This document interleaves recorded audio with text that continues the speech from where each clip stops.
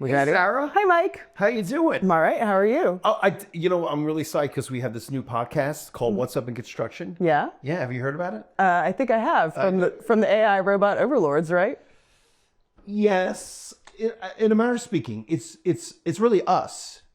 But my avatar, I would rather use, is Martin, and yours is Siena. So Bizarro, Mike and Sarah. That's Got it. right. Got it. You'll be listening to construction data that you really want to know about. All sorts of things like housing starts, interest rates, construction costs, labor issues. Trends in construction. That's right. Cool. Sounds pretty interesting. That's right. It's all right up to date, leading up to the fourth quarter. And I think Martin's going to take it away just about now. Excellent. Let's listen. Welcome back to What's Up in Construction, September 2025, where remodelers come monthly to find information that actually matters to their business. I'm Martin, the artificial intelligence human voice simulator, and it's September 2025. We are heading into the fourth quarter. Today, I'm joined by Siena, our industry analyst, who somehow manages to make numbers sound almost fun.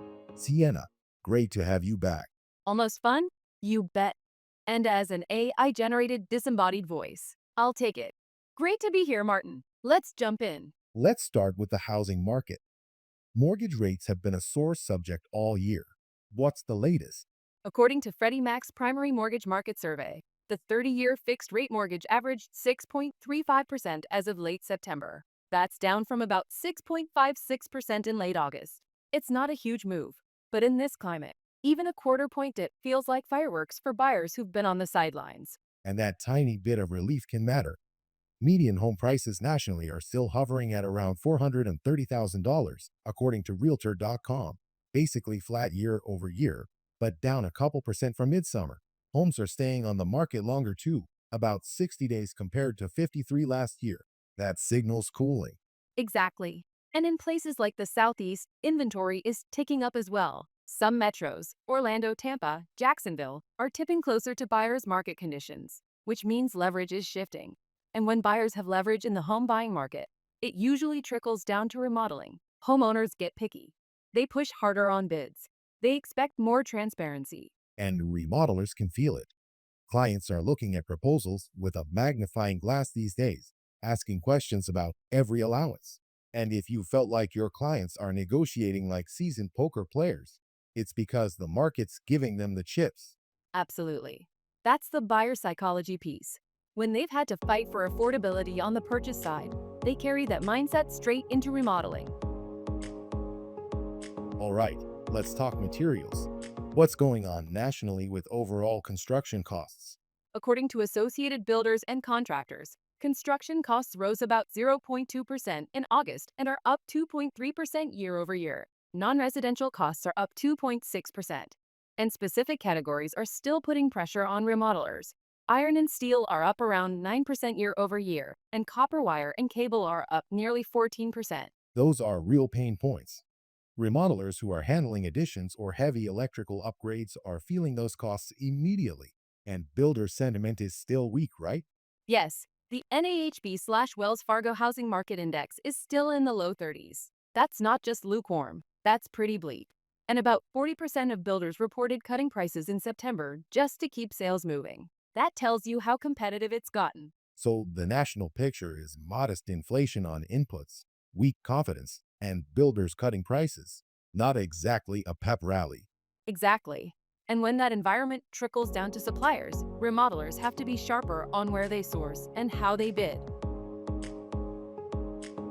Which brings us to one of my favorite topics, suppliers. This is where remodelers really feel it in their margins. How are local yards stacking up against big box chains right now? Big box chains are still winning on convenience.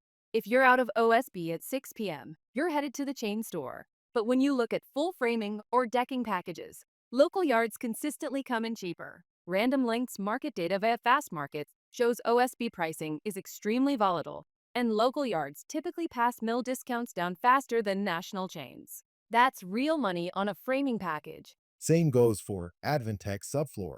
At some chains, you're paying more than double what local suppliers are charging per sheet. That's not a great look for project managers who are rushing to fill in last-minute orders and to keep costs down. Exactly. And studs are another example.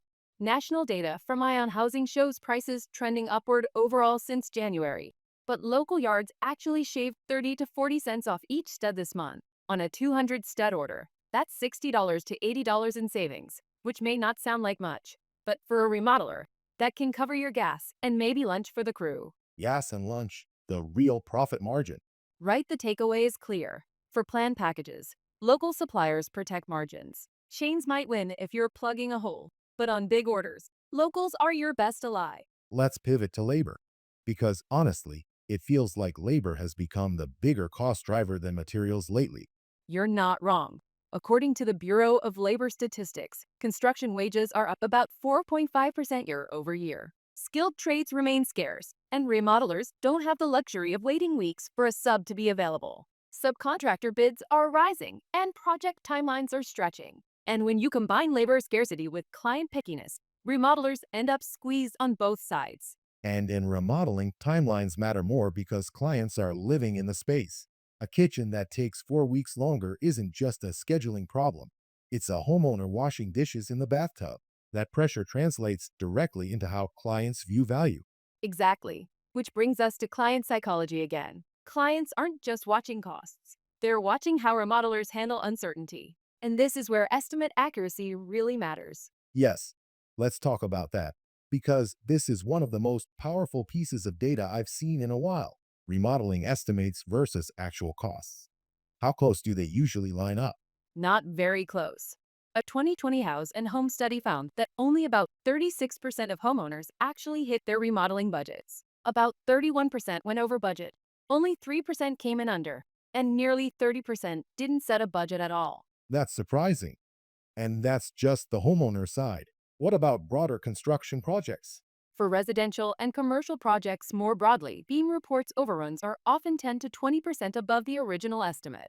KPMG data says just 31% of projects come within 10% of their budget, which means 69% of projects are off by more than 10%. Autodesk research confirms that too. And Propeller reported that the average overrun across project types is at least 16%, often more. So if you're a homeowner, the odds are stacked against you. Your project probably costs more than the estimate, sometimes a lot more. Exactly. And there are clear reasons why. Mitchko Group points out that free or rough estimates with loose scope almost always lead to surprises, hidden damage, old wiring, structural issues. Those jobs can end up 20 or 30% over once you uncover the reality. Material cost volatility adds another 5 to 15% overrun, especially if you're not accounting for supply chain spikes. Labor shortages and subcontractor delays push costs another 5 to 15%. And then you've got scope creep. Homeowners adding items mid-project or uncovering new issues. That can add 10 to 25% more. Finally, permits, inspections, and unforeseen site work all pile on. So if you're planning a remodel, a 10 to 20% overrun is not only common, it's realistic. Kitchens and bathrooms are the worst offenders. House data says kitchens are the most likely to go over budget, simply because they're complex. And here's the kicker. Homeowners hate surprises more than they hate high prices. If you tell them upfront that a project is $80,000 and it's $80,000 at the end, they'll live with that. But if you tell them $60,000 and the bill creeps to $80,000, you've lost trust, even though the final number is the same. And that's the opportunity for remodelers. One of the smartest ways to stand apart in today's market isn't just competing on low bids, it's competing on accuracy. If you can tighten that estimate to final gap, you build trust, you reduce stress, you win referrals. Exactly. Remodelers can do that by being disciplined on scope, offering clear allowances so clients know what's included, avoiding vague cost plus agreements that balloon, and making sure their supplier and labor assumptions are grounded in reality.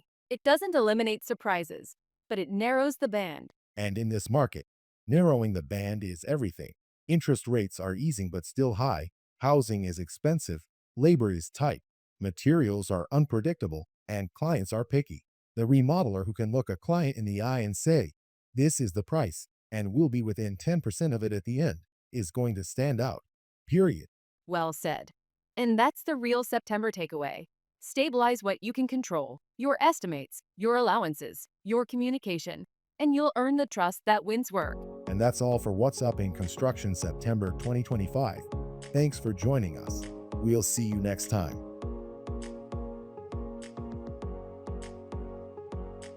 What's Up in Construction is an AI-generated podcast produced by Joma Talks in conjunction with Joma Residential Remodelers, located in Athens, Georgia. It is produced by AI Montioni, executive producers Mac and Scott, under advisement from founder John Newland. Joma Construction is an employee-owned and operated company. All opinions expressed are strictly from What's Up in Construction and do not reflect Joma or any Joma affiliates.